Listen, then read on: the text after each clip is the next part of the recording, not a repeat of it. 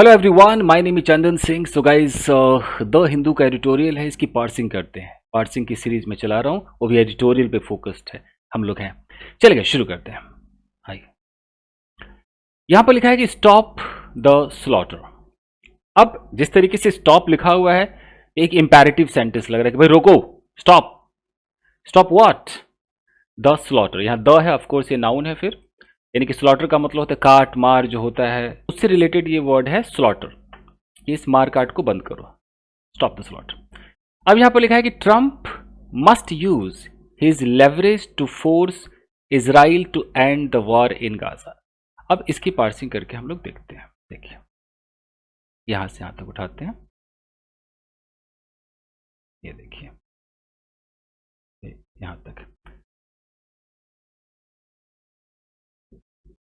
तो सबसे पहले देखिए यहां मस्ट लिखा हुआ है, तो मस्ट क्या है? एक मॉडल ऑक्सिलरी वर्ब है, यानी कि हेल्पिंग वर्ब है। तो इससे पहले जो होगा सब्जेक्ट होगा, तो ट्रंप हमारा सब्जेक्ट है, तो ट्रंप मस्ट यूज, ट्रंप को अवश्य ही यूज करना चाहिए। Use what? ये यूज हमारा मेन वर्ब है, ये इसका पूरा का पूरा क्या है? हिज लेवरेज, ये इसका ऑब्जेक्ट है। अपने शक्तियों का, अपने पावर का, अपने उसके अंदर जो लेवरेज है, जो बल है, जो ताकत है, कुछ किसी को इन्फ्लुएंस करने की जो शक्ति है, उसका इस्तेमाल करना चाहिए। यहाँ तक क्लियर है? The Trump must use his leverage. Leverage verb भी होता है, लेकिन यहाँ पर लेवरेज नाउन की तरह यूज हुआ है। अब यहाँ लिखा है कि टू फोर्स, ये इन्फिनेटिव है। टू फोर्स इजराइल, तो ये जो टू देख रहे हो ना, टू फोर्स से इजराइल तक, ये इन्फिनेटिव फ्रेज है, इसको बोलते हैं इन्फिनेटिव फ्रेज। अब ये क्या बता रहा है? पर्पस को बता रहा है कि ट्रंप को अपनी पावर का इस्तेमाल जरूर करना चाहिए। क्यों करना चाहिए? टू फोर्स करने के लिए, इजराइल पे प्रेशर बनाने के लिए, फोर्स करने के लिए। क्यों फोर्स करना है? अब एक और इन्फिनेटिव देखिए, to end the war in Gaza. अब ये पूरा का पूरा एक इन्फिनेटिव फ्रेज, अब देखिए यहां से आता है, टू एंड द वॉर, ताकि वॉर जो युद्ध है उसका अंत हो जाए। अंत कौन करेगा? इजराइल करेगा। इजराइल को फोर्स कौन करेगा? ट्रंप करेगा। यानी कि ट्रंप को अपनी शक्तियों का इस्तेमाल करना चाहिए ताकि वो फोर्स करे इजराइल को। क्यों फोर्स करे? To end the war, war को खत्म करे। कहां पर वॉर है? In Gaza. क्लियर? यहां तक की पार्सिंग ओके? आगे बढ़ते हैं। अब देखिए, in his third white house visit, तो ये एक प्रेपोजिशनल फ्रेज है। इन हिज थर्ड, यानी कि उसकी तीसरी व्हाइट हाउस विजिट में। किसकी तीसरी? आगे पता चल जाएगा। यानी कि तीसरी विजिट थी इन 6 months, 6 महीनों में। 6 महीनों में उसकी तीसरी व्हाइट हाउस विजिट में, comma, Israeli prime minister Benjamin Netanyahu, ये है, ये जो इजराइल के प्राइम मिनिस्टर है बेंजामिन नेतन्याहू, इनकी तीसरी विजिट थी व्हाइट हाउस में। 6 महीने के अंदर 3 बार विजिट मारे थे। तो अपने तीसरे विजिट में कब थी? On Monday. तो इजरायली प्राइम मिनिस्टर जो हैं Benjamin Netanyahu heaped praise on US president Donald Trump. पहले यहां तक रुकते हैं। तो ये जो हिप्ड आ रहा है आपका, ये वर्ब है। तो इस वर्ब का सब्जेक्ट कौन है? सब्जेक्ट ये व्हाइट हाउस तो नहीं हो सकता है, ये 6 month तो नहीं हो सकता है। सब्जेक्ट क्या है? Israeli prime minister Benjamin Netanyahu, ये है सब्जेक्ट। तो इन्होंने क्या किया? इन्होंने हिप्ड प्रेज। हिप्ड प्रेज का मतलब बहुत ज्यादा तारीफ की। तो बहुत ज्यादा तारीफ की, किसकी की? अच्छा, ये एक्चुअली होता क्या है कि हिप के साथ जो आप प्रेज लगाते हो तो आपको एक प्रेपोजिशन ऑन लगाना पड़ता है। हिप प्रेज ऑन, ये बना बनाया, ये छोटा सा है फ्रेज। वैसे तो हिप का मतलब होता है बहुत कुछ इकट्ठा करके पाइलअप कर देना, बट हिप प्रेज का मतलब है कि भर भर की तारीफ करना, हिप एकदम भर भर की तारीफ करना। तो इसलिए यहां पर लिखा है कि हिप प्रेज ऑन, भर भर की तारीफ की, किसकी? यूएस के प्रेसिडेंट डोनाल्ड ट्रंप की। क्योंकि for his pursuit of peace, पहले परसूट ऑफ पीस देख लीजिए, एंड सिक्योरिटी। परसूट ऑफ का मतलब होता है कि किसी चीज का पीछा करना, किसी चीज के प्रोसेस को दिखाता है। क्या किसी चीज के तलाश में है, किसी चीज के पीछे पड़े हुए हैं। तो ट्रंप की तारीफ की किस लिए? फॉर हिज परसूट, कि उनका वो किसी चीज के पीछे है। किसके? ऑफ पीस, शांति के पीछे, एंड सिक्योरिटी। तो उनका ये जो प्रोसेस चल रहा है, pursuit of peace, pursuit of security, इस चीज के लिए नेतन्याहू ने डोनाल्ड ट्रंप की तारीफ की। ठीक है? For his pursuit of peace and security. कहां पे पीस और सिक्योरिटी वो करना चाह रहे हैं? इन द मिडिल ईस्ट में।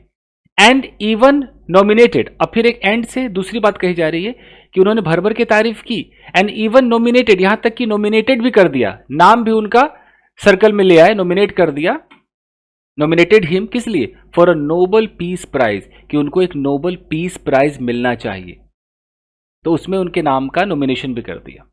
बट लेकिन स्टॉप्ड शॉर्ट, अब स्टॉप शॉर्ट का मतलब होता है कि सब कुछ बोला लेकिन एक चीज नहीं बोल पाए, वहां पर रुक गए, रोक लिया अपने आप को, स्टॉप्ड शॉर्ट, रोक लिया खुद को, क्या बोलने कहने से रोक लिया, stopped short of making any commitment, कोई भी कमिटमेंट करने से अपने आप को रोक लिया।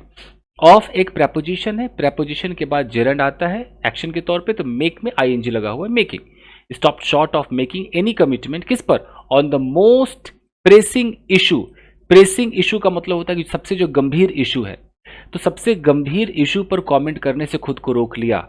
कहां है ये इशू, इन वेस्ट एशिया टुडे, आज वेस्ट एशिया में सबसे गंभीर इशू ये है, क्या है वो issue, a ceasefire in Gaza, कि गाजा में सीज फायर होना चाहिए, गाजा में ये जो हमला चल रहा है ये बंद होना चाहिए।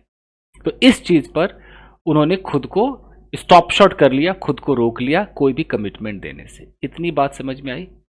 इसमें अब तक क्या कहा गया, आपने देखा कि जो नेतन्याहू है वो व्हाइट हाउस गए, 6 महीने में 3 बार विजिट किया, वहां भर भर के प्रेसिडेंट की तारीफ की। उस प्रेसिडेंट की तारीफ क्यों की, क्योंकि वो जो प्रेसिडेंट है, जो ट्रंप है, वो परसूट ऑफ पीस और सिक्योरिटी में लगे हुए, मतलब वो शांति चाहते, सिक्योरिटी चाहते मिडिल ईस्ट में। और नेतन्याहू ने उनकी तारीफ इस वजह से की, प्लस उनको नॉमिनेट किया कि भाई इनको तो नोबेल प्राइज मिलना चाहिए। लेकिन एक बात कहने से रुक गए, वो बात थी कि जो इस तरह का जो प्रेसिंग इशू है, जो जो जो जो सीज फायर होना चाहिए, उस पर उन्होंने कुछ बात बोला ही नहीं। ठीक है, चलिए आगे बढ़े। अब देखिए, while indirect talks between Hamas representatives and Israel continue in Doha. अब इस चीज को समझिए क्या कह रहा है, एक मिनट यहां से हाईलाइट करते हैं, ये देखिए, ये कह रहा है वाइल जब आ जाए तो कोई सेंटेंस अगर वाइल से शुरू होगा वो चलेगा चलेगा चलेगा, फिर एक कॉमा आएगा, कॉमा के बाद फिर दूसरा सेंटेंस शुरू हो जाएगा। तो कह रहे हैं कि while indirect talks between Hamas representatives, एक इनडायरेक्टली बातचीत चल रही है, किसके बीच चल रही है, हमास के जो रिप्रेजेंटेटिव है, जो हमास को रिप्रेजेंट करते, एंड इजराइल, और इजराइल के बीच एक इनडायरेक्ट बातें चल रही हैं। कंटिन्यू इन दोहा, तो दोहा में इस तरह की जो टॉक्स हैं वो चालू हैं, इनकी इस तरह की जो टॉक्स हैं, बातें वो चालू है। फिर भी Israel appears to be readying the forcible relocation of Palestinians to the south of Gaza. अब यहां से देखिए क्या कह रहा है कि वो बातें चल रही है, फिर भी इजराइल क्या कर रहा है, अपीयर्स टू बी, इजराइल को देखकर ऐसा लगता है, अपीयर्स टू बी का मतलब कि देखकर ऐसा लगता है, क्या देखकर लगता है, to be readying the forcible relocation, readying का मतलब प्रिपेयरिंग, रेडी कर रहे हैं, उनको देखकर ऐसा लग रहा है कि रेडी कर रहे हैं फोर्सिबल, फोर्स भरा, बलपूर्वक रिलोकेशन ऑफ पैलेस्टीनियंस, पैलेस्टीनियन को रिलोकेट कर देंगे जबरदस्ती, एक जगह से दूसरी जगह भेज देंगे। तो ऐसा लगता है कि इजराइल वो उस काम को कर रहा है, अपने आप को तैयार कर रहा है कि वो जोर जबरदस्ती से रिलोकेट कर देगा, किसको, पैलेस्टीनियंस को। कहां पे रिलोकेट करेगा, कहां भेज देगा, to the south of Gaza, Gaza के सदर्न एरिया में, साउथ एरिया में भेज देगा। अब कुछ बात समझ में आ रही, यहां तक क्लियर हुआ। चलिए और देखिए, अब देखते हैं यहां से, एक मिनट, स्क्रीन ब्लैक हो गया, एक मिनट दीजिएगा, स्क्रीन ब्लैक हो गया।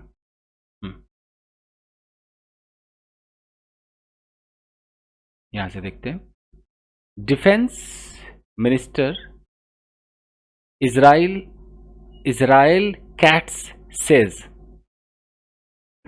he has instructed the Israeli Defense Force, okay, to come up with a plan to relocate the entire population of Gaza of 2.3 million people to the ruins of Rafah, which the Israelis call a new humanitarian city. Full stop यहाँ पर है, sentence हमारा बहुत बड़ा है, अब आराम से इसको देखते हैं। यहाँ पर लिखा है कि defence minister Israel cats says, यानी कि जो डिफेंस मिनिस्टर हैं उनका नाम क्या है, इजराइल कैट्स नाम है। सेज वो कहते हैं, तो कहते हैं मतलब कहा, क्या कहा, ही हैज इंस्ट्रक्टेड, उन्होंने इंस्ट्रक्शन दे दिया है, the Israeli defence force, Israel का जो डिफेंस फोर्स है आईडीएफ कहते हैं, उनको इंस्ट्रक्शन दे दिया है क्या करने का, to come up with a plan, कोई एक प्लान के साथ आए, कोई प्लान लेकर आए। क्यों प्लान लेकर आए, to relocate the entire population of Gaza, Gaza के सारे पॉपुलेशन को रीलोकेट करना है। कितनी पॉपुलेशन है, ऑफ 2.3 मिलियन पीपल है लगभग। तो ये कॉमा करके यहाँ पर लिखा हुआ है कि बता रहा है कि पॉपुलेशन कितनी है, 2.3 मिलियन लोग हैं, उनको रिलोकेट करना है। कहाँ करना है, टू द रूइंस ऑफ रफा, रफा एक जगह है, रूइंस का मतलब है कि वो बहुत ज़्यादा डैमेज होगा, बर्बाद हो गया होगा, तो उस बर्बाद वाले रफा की तरफ भेजना है उनको। मतलब एक रफा एक सिटी होगा, जगह होगा कोई जहाँ रूइंस है, बहुत ज़्यादा खंडा डैमेज सब कुछ बर्बाद होगा, वहाँ पर भेज देना है। ये बात है, यहाँ तक सही है। किसने बात कही, डिफेंस मिनिस्टर इजराइल कैट्स से का बात कहते हैं। फिर कॉमा करके लिखा है, रफा के बारे में कॉमा करके लिखा है कि विच द इजराइली कॉल्स, विच मतलब जिसको, द इजराइली कॉल्स इजराइली कहते हैं, क्या कहते हैं, अ न्यू ह्यूमैनिटेरियन सिटी, रफा को कहते हैं कि यही तो एक ह्यूमैनिटेरियन सिटी, एक नई सिटी है जो ह्यूमन के लिए सही है। अब समझ में आया, अब आगे पढ़िए next point. There were reports in the Israeli media, there were reports, reports थी, कहाँ थी, in the Israeli media, prepositional phrase है, इजरायली मीडिया में रिपोर्ट्स थी, अबाउट द आईडीएफ चीफ, एक कॉल आ रहा है, एक में दीजिएगा, यस गाइस, तो देयर वर रिपोर्ट्स, रिपोर्ट्स थे इन द इजरायली मीडिया में, अबाउट द आईडीएफ चीफ के बारे में। कॉमा करके लिखा हुआ है एयाल जमीर, ये इसको ना एपोजिशन कहते हैं कि आईडीएफ की चीफ कौन है, क्या नाम है उनका, तो एयाल जमीर है। फिर कॉमा करके लिखा है कि अपोजिंग द प्लान, इसे बोलते प्रेजेंट पार्टिसिपल, ये बता रहा है कि वो कौन, जो प्लान को अपोज कर रहे हैं, कह रहे हैं प्लान खराब है, ओके। सेइंग दैट, ये कहते हुए अपोज कर रहे हैं, सेइंग दैट का मतलब है कहते हुए वो अपोज कर रहे हैं, क्या कहते हुए, the hungry and angry Palestinians, जो भूखे और गुस्से में जो पैलेस्टीनियंस है, could turn on the IDF, could मतलब हो सकता है कि ऐसा कर दे, चांस है, टर्न का मतलब है पलटवार कर दे, अटैक कर दे, ऑन द आईडीएफ, आईडीएफ पर पलटवार कर देंगे। इजरायली डिफेंस क्या है, आईडीएफ का फुल फॉर्म क्या था, इजरायली डिफेंस फोर्स, इन पर वो आक्रमण कर सकते, अगर आपने उनको जबरदस्ती रिलोकेट करने की कोशिश की तो वो ऐसा कर सकते हैं। यहां पता चल गया, अब आगे देखिए। The IDF killing dozens of Palestinians, including children, in Gaza is a daily occurrence. अब यहाँ लिखा है कि the IDF, अब IDF के बाद अचानक किलिंग आ गया, तो ING का कोई मतलब नहीं है, कोई टेंस तो है नहीं कि यहाँ अगर इज रहता तो हम समझते कि मार रहा है, तो ये क्या है, यही प्रेजेंट पार्टिसिपल है कि IDF जो किलिंग डजन्स ऑफ पैलेस्टीनियंस, जो दर्जनों पैलेस्टीनियंस को मार रहा है, इंक्लूडिंग चिल्ड्रेन, जिसमें बच्चे भी शामिल है, कहाँ मार रहा है, इन गाजा, गाजा मार रहा है, इज अ, तो ये जो आईडीएफ का ये जो किलिंग है, इज अ डेली अकरेंस, यानी कि ये रोज का होना है। तो IDF killing dozens of Palestinians, ये आईडीएफ जो दर्जनों पैलेस्टीनियंस को मार रहा है, कहाँ पर, गाजा में, जिनमें बच्चे भी शामिल है, तो ये जो किलिंग है इज अ डेली अकरेंस। अब प्रॉब्लम है कि अब जैसे मैंने कहा कि प्रेजेंट पार्टिसिपल है, अब एक नजर ऐसा भी होता है कि कहीं ये जरन तो नहीं है, कहीं ऐसा तो नहीं कि आईडीएफ का मारना एक डेली अकरेंस है। जैसे कई बार होता है कि अगर मैं इसको जेरेंट समझूं तो फिर यहां एक एपोस्ट्रोफी एस चाहिए कि नहीं चाहिए, कि आईडीएफ का किलिंग डजन्स ऑफ पैलेस्टीनियंस, इतने दर्जनों पैलेस्टीनियंस को मारना इज अ डेली अकरेंस, ये रोज वाली बात है। डेली अकरेंस का मतलब रोज वाली बात है। तो एक फीलिंग कह रहा है कि ऐसे भी सोचो, एक फीलिंग कह रहा है कि अगर आईडीएफ को सब्जेक्ट मानो और किलिंग डजन्स ऑफ पैलेस्टीनियंस को हम एक प्रेजेंट पार्टिसिपल फ्रेज माने, कि आईडीएफ, कौन सा आईडीएफ, जो कि दर्जनों पैलेस्टीनियंस को मार रहा है, इज अ डेली अकरेंस। तो क्या आईडीएफ डेली अकरेंस है, Israeli defence force daily occurrence है, कि इजरायली डिफेंस फोर्स का मारना डेली अकरेंस है? यहां पर एक कंफ्यूजन नहीं लग रही? अगर आप पार्सिंग के लिए मेरे वीडियो को देख रहे हैं तो इस पर एक बार सोचिएगा, लग रहा है ना? तो अगर एपोस्ट्रोफी एस नहीं दिया है तो हम मान के चलते कि नहीं दिया है, नहीं देते होंगे। एक ये भी स्टाइल होता है कि नहीं दिया, तो उस हिसाब से फिर इसको मैं जेरेंट समझूंगा स्केलिंग को। आईडीएफ का मारना इज अ डेली अकरेंस, एक रोज का होना है। डेली अकरेंस मतलब हर दिन होता है।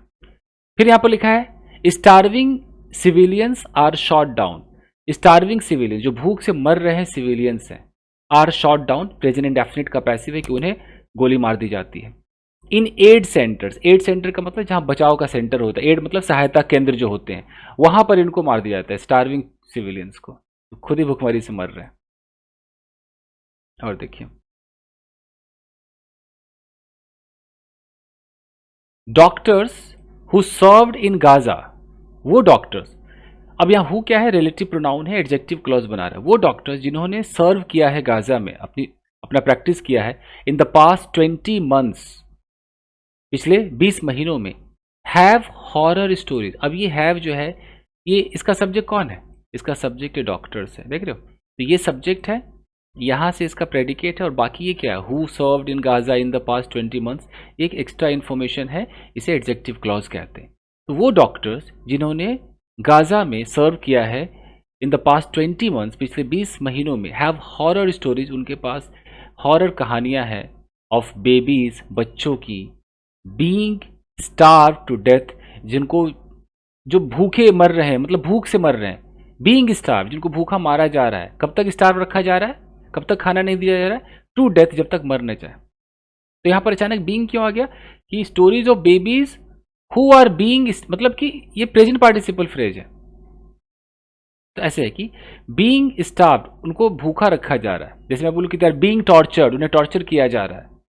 तो प्रेजेंट पार्टिसिपल जो है, इसका मतलब हाफ पैसिव इसको कह सकते हैं। तो present participle being starved to death, और बॉडीज ऑफ चिल्ड्रन, बच्चों की जो बॉडीज हैं, बीइंग ब्रॉड, तो बीइंग ब्रॉड को हम समझेंगे which are being brought, bodies को हम कह रहे हैं विच आर बीइंग ब्रॉड।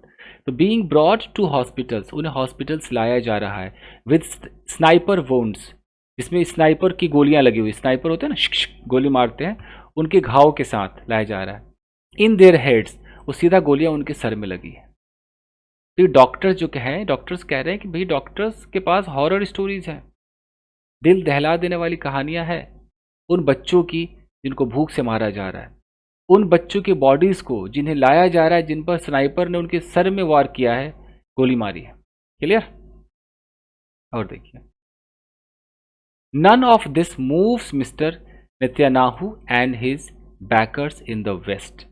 कह रहा है नन ऑफ दिस, इसमें से कुछ भी ऐसा नहीं। यहां पर दीज भी हो सकता था, बट ठीक है, नन ऑफ दिस का मतलब किसी एक चीज को बोल रहा है कि ये जितना हो रहा है इनमें से, इसमें से कुछ भी ऐसा नहीं है। मूव्स मिस्टर नेतन्याहू, जो मिस्टर नेतन्याहू को जरा सा भी हिला दे, एंड हिज बैकर्स, उनको जो सपोर्ट करते हैं इन द वेस्ट, वेस्ट में, उसको जरा सा हिला भी नहीं पा रहा है। इस तरह की खबरें, इंक्लूडिंग उनके बैकर्स में शामिल है mister Trump, who calls himself, जो खुद को कहते हैं अ मैन ऑफ पीस, जो शांति दूत है, शांति के मैन है, a man of peace.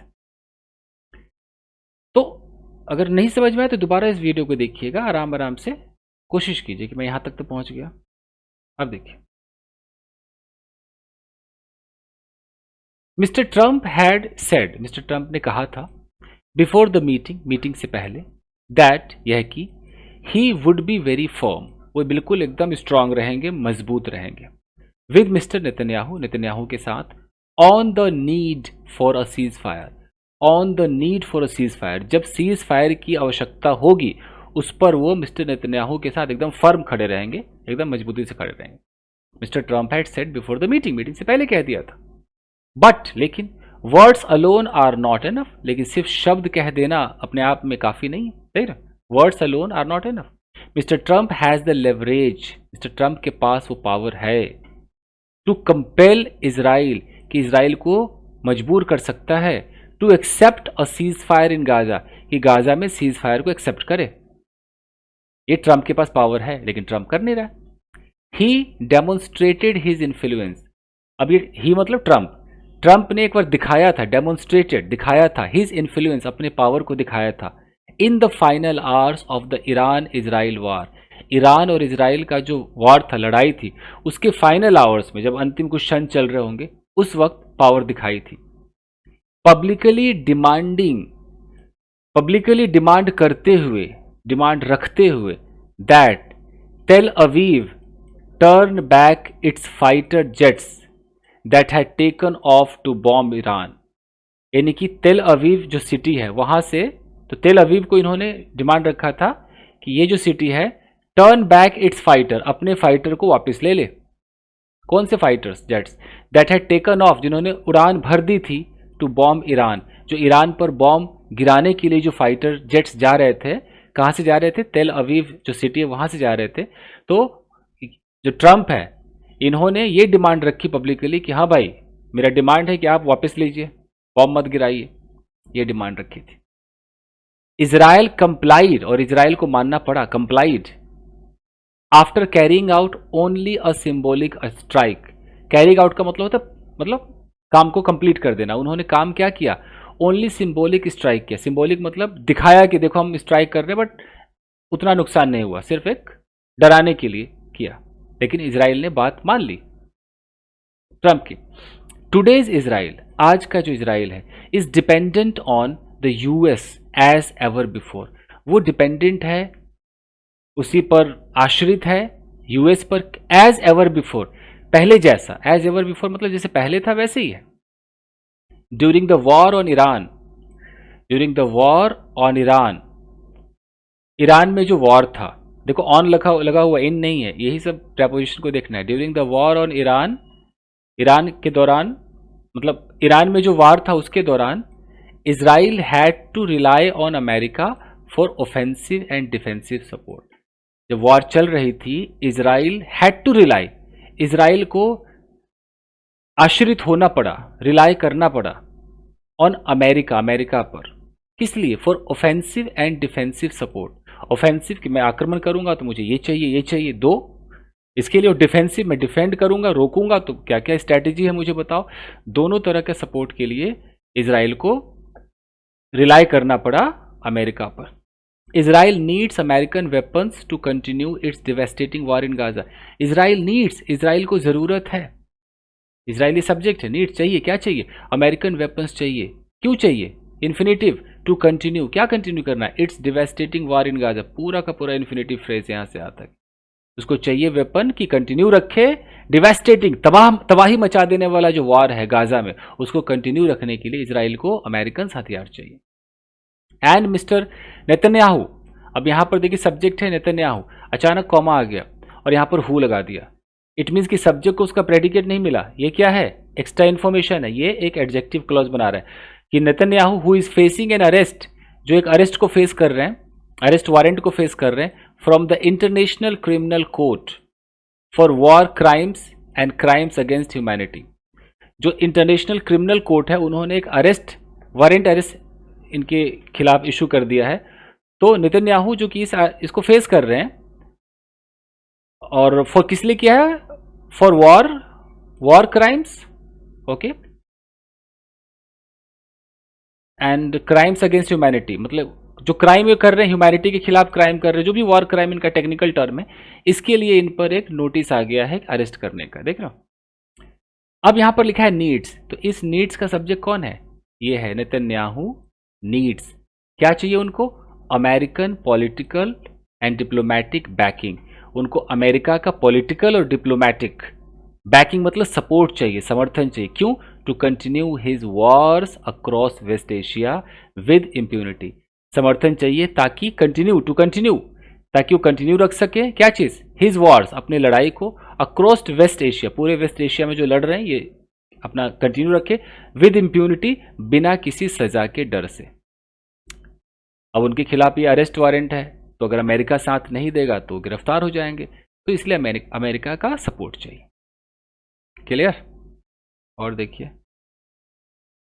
If the US continues to support Israel, अब एक कंडीशन रखा गया कि अगर जो यूएस है वो कंटिन्यू रखेगा सपोर्ट करना इजराइल को, and refuses to use its leverage, और अपने पावर का इस्तेमाल करने से खुद को रोकेगा, टू एंड द गाजा वार, कि गाजा में वार की अंत हो जाए, ये करने की पावर है अमेरिका को, बट वो खुद को अगर रोकेगा और इजराइल को अगर सपोर्ट करेगा, तो कंडीशनल फर्स्ट है ये, comma, it will be condemned, इसकी निंदा की जाएगी, बाय फ्यूचर हिस्टोरियंस, फ्यूचर के जो इतिहासकार होंगे उनके द्वारा, एंड फैक्ट फाइंडर जो सच्चाई को तलाशते हैं उनके द्वारा निंदा की जाएगी। एज अ कंट्री, एक ऐसे कंट्री के रूप में उनको देखा जाएगा that was complicit in Israel's crimes, जो इजराइल के क्राइम में कॉम्प्लिसिट यानी कि एक पार्टनर था, अगेंस्ट पैलेस्टीनियंस, जो पैलेस्टीनियंस के खिलाफ जो इजराइल लड़ता था, क्राइम करता था, उसमें अमेरिका भी शामिल था, ऐसा इतिहासकार लिखेंगे।